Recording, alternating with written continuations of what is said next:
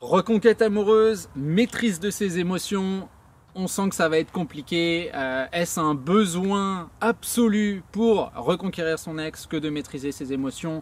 Comment faire? Où se situer? C'est tout ce que nous abordons dans cette vidéo qui commence juste après le mini jingle.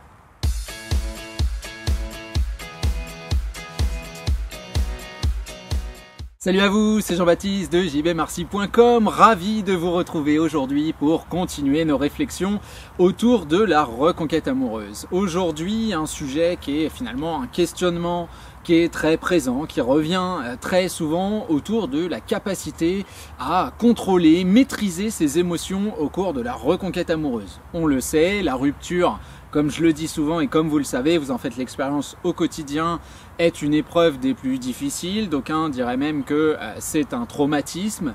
Donc forcément, cette idée de conserver votre linéarité, d'avoir une aura extrêmement positive et faite de sourire, sont des idées qui sont problématiques au quotidien parce que il va suffire d'entendre une musique triste, de retrouver une ancienne photo ou d'avoir un texto de son ex qui ne va pas forcément dans le sens qu'on aimerait ou une absence de message justement pour qu'on ait l'impression de retomber. Et beaucoup décrivent ce que chacun va percevoir de manière très personnelle, cette douleur-là, cette lancinance comme quelque chose qui est pratiquement physique. On m'a décrit des boules dans l'estomac. Moi, c'était aussi le cas. Alors, c'est très difficile de mettre des mots sur sa douleur, ça on le sait. On a souvent cette impression, en tout cas inexorable, d'avoir besoin de comprendre, d'avoir besoin de parler, d'avoir besoin de toucher l'autre, de le convaincre et de lui faire comprendre finalement notre douleur, parce que s'il y avait un véritable reflet de cela, on se dirait que, on pense que la personne en prendrait conscience. Il n'y a pas plus tard que 5 minutes, je viens d'avoir une discussion avec ma compagne pendant le repas, où justement, des formations professionnelles obligent, on reparlait un petit peu de cette rupture-là, et elle m'a dit, alors pas du tout sèchement, que pendant la rupture amoureuse, elle passait absolument pas son temps à penser à ce que moi je pouvais ressentir, et que il y a même, elle m'a cité un exemple, un moment où je l'avais véritablement gonflé parce qu'elle m'avait dit qu'on discuterait le soir et que venu le soir, donc moi en rupture amoureuse le soir ça commence vers 5h et elle a dû arriver vers 9h, et alors j'étais peut-être pas là toutes les 5 minutes à lui parler, mais j'estimais qu'elle était en retard, que ça se faisait pas, qu'elle se rendait pas compte que moi je souffre, j'attends toute la journée et qu'elle aurait dû quand même faire l'effort d'eux, etc., etc.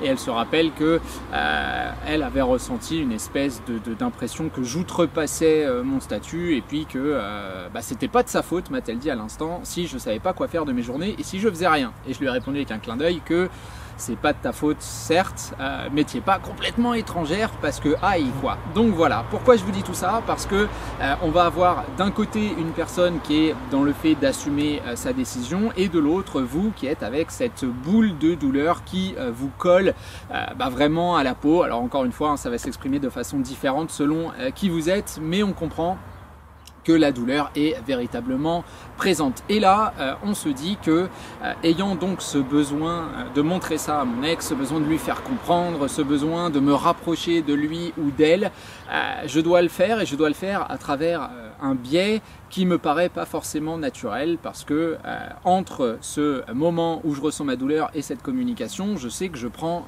des risques. Et dans ces risques-là, il y a justement le fait que ce soit mes émotions, notamment négatives, qui prennent le contrôle et qui me fassent faire un petit peu n'importe quoi, comme d'aller pleurer devant sa porte, de lui envoyer des textos qui font 75 lignes de long, d'aller, je sais pas, avec le bouquet de fleurs, la boîte de chocolat. Je pense qu'à ce stade-là, vous connaissez un peu les erreurs qu'on fait traditionnellement. Le petit camion habituel, voilà, je peux pas filmer sans qu'il y ait un camion qui passe, ça doit être une tradition suédoise, c'est comme ça. Donc on est dans cette idée qu'on aimerait maîtriser, contrôler nos émotions. Et qu'est-ce qu'on fait traditionnellement? Surtout aujourd'hui, on a des outils, on est dessus en ce moment, comme YouTube, comme les sites internet, etc., etc. Et on va chercher des contenus où il y a des professionnels aussi, des psychologues, etc. Des contenus pour maîtriser nos émotions. Et il y en a plein. J'ai fait une recherche tout à l'heure, il y en a véritablement partout.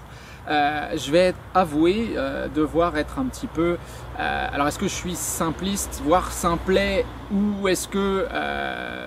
je sais pas, l'autre, le pendant de ce truc-là, mais moi, je ne comprends pas. Malgré ce qu'on m'explique, hein, je comprends les mots dans différentes langues en plus, il n'y a pas de souci, mais je ne comprends pas l'idée de réussir à contrôler, maîtriser ses émotions. Pour moi, d'abord, une émotion, c'est quelque chose sur lequel on ne peut pas mettre de mots, qui est donc une espèce d'énergie, et puis qui est une énergie qui n'est pas à 100% consciente. Hein. Ça vous est tous arrivé de vous lever le matin et de pas être de super bonne humeur, ou je sais pas moi, comme je disais tout à l'heure, d'entendre une musique qui fait que ce sentiment arrive. Comment est-ce que vous voulez contrôler ça? Il faudrait avoir accès à votre inconscient, votre subconscient peut-être, et bloquer les choses.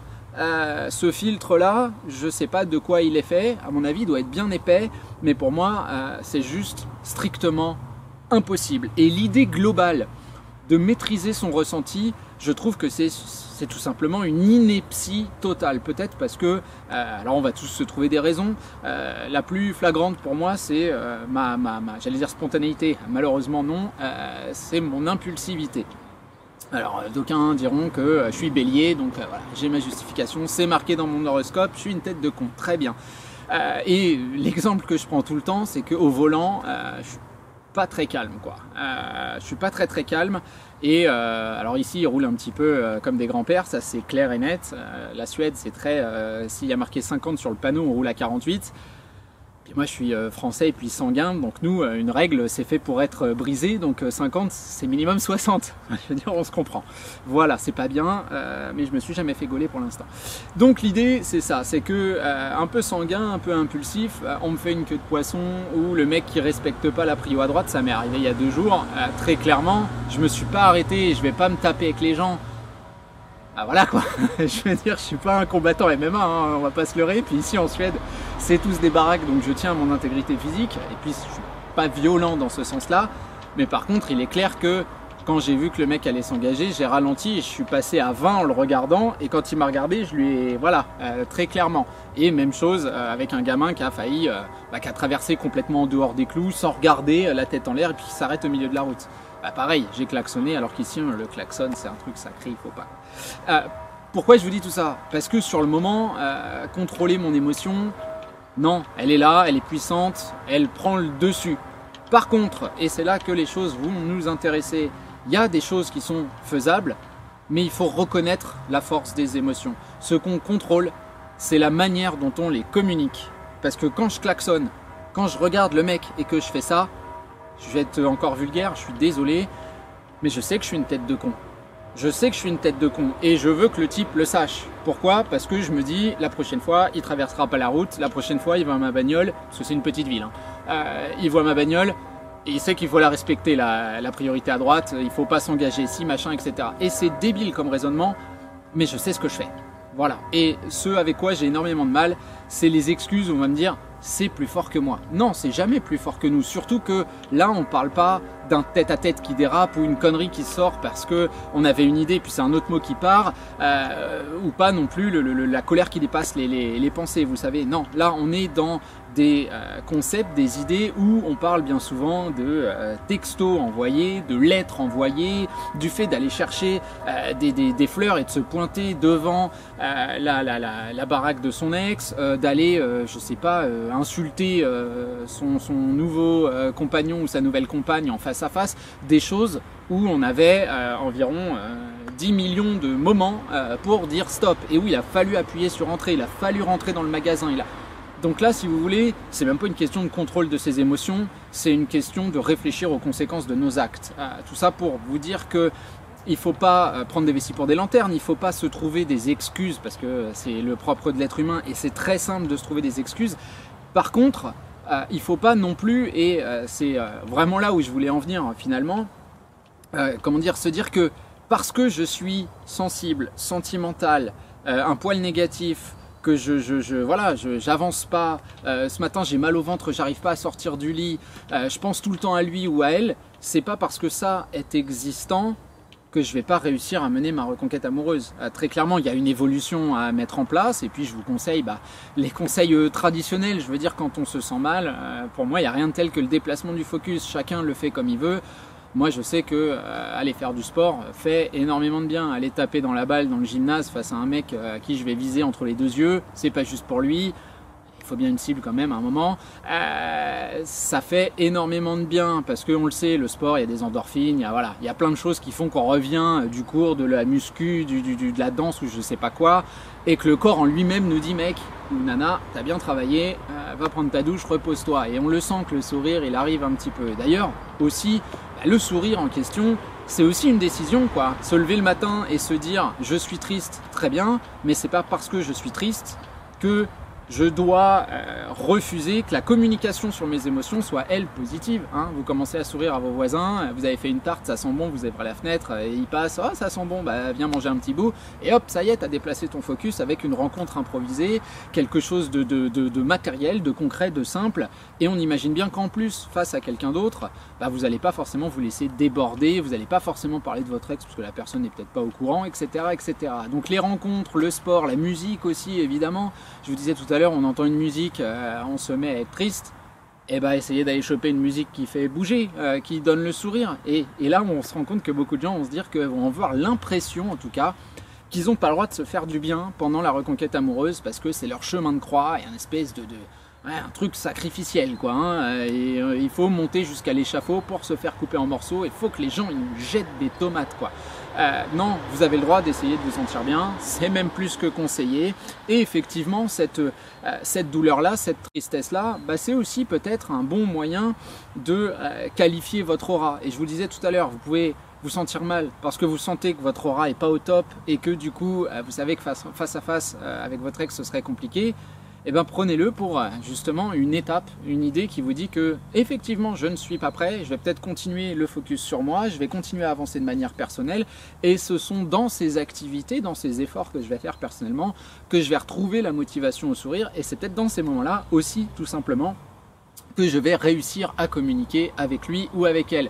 Tout ça pour vous dire qu'il n'y a pas besoin d'être le petit Bouddha ou le gros Bouddha, parce qu'il n'est pas tout petit non plus, mais il n'y a pas besoin d'être Bouddha pour réussir à mener sa reconquête amoureuse. On a le droit de se sentir mal, on a le droit d'être négatif. Maintenant, essayez de communiquer de manière la plus positive possible, parce que l'un influence l'autre aussi. Et ça, c'est très important de se dire que le conditionnement mental, c'est un truc qui est juste très puissant, c'est tellement puissant que énormément de sportifs professionnels l'utilisent, que ce soit à travers le rituel ou que ce soit à travers des espèces de gimmicks, de choses qu'on se répète, hein, on le sait, hein, la personne qui rentre sur le terrain en se disant je vais me prendre une branlée, je vais me prendre une branlée, je vais me prendre une branlée. Il y a quand même de fortes chances que à la fin, ce soit pas un exploit génialissime qui prenne place devant nos yeux. Donc très clairement, à mon sens, pour résumer, on ne maîtrise pas ses émotions, c'est juste une ineptie incroyable, c'est pas possible. On maîtrise leur expression et à partir de là, ça veut dire qu'on doit les respecter et que quand elles sont présentes, eh ben c'est peut-être là qu'on doit prendre conscience que c'est le moment d'agir dans tel ou tel domaine qui va me permettre de, encore une fois, moi quand je sens que je suis en colère, j'essaye vraiment de faire autre chose, d'aller faire une balade, de jouer, de me trouver quelqu'un si je peux squatter le gymnase. C'est la chance d'une petite ville, il n'y a pas besoin de réservation de ouf et tout, un coup de fil et c'est réglé. Quoi qu'en période de corona c'est compliqué, mais je sais que j'ai prévu déjà de tondre la pelouse, truc tout con, j'adore ça, je sais pas pourquoi, c'est une activité que j'aime bien. Et il n'y a pas longtemps, j'ai eu une petite engueulade avec un voisin, parce qu'il faisait du bruit pendant les vidéos. Déjà que ma caméra s'envole, donc si en plus le mec se met à jouer de la perceuse, sachant qu'il voyait que je filmais, il a commencé avec pas perceuse pardon, mais sa tronçonneuse face à moi en me regardant avec un sourire, donc ça m'a légèrement gonflé. Et c'est dans ces moments-là où ça monte, et je me suis dit, tiens, je vais tondre la pelouse. Voilà. Tiens, la pelouse, mange. C'est nul, mais ça permet de défocaliser cette douleur, de l'exprimer à travers quelque chose de physique. Et je pense que ça, c'est plus intéressant que de rester dans son canapé, à s'avouer qu'on va mal, à se demander comment aller mieux, et puis à se dire, mince, comment je vais faire pour contrôler mes émotions, comme s'il y avait un espèce de bouton sur lequel on appuie et hop, ça y est, on se sent bien. Et il y en a, mais ils sont pas légaux. Hein. Voilà, c'est des drogues, des choses comme ça. Et je vous conseille absolument pas ce genre de choses.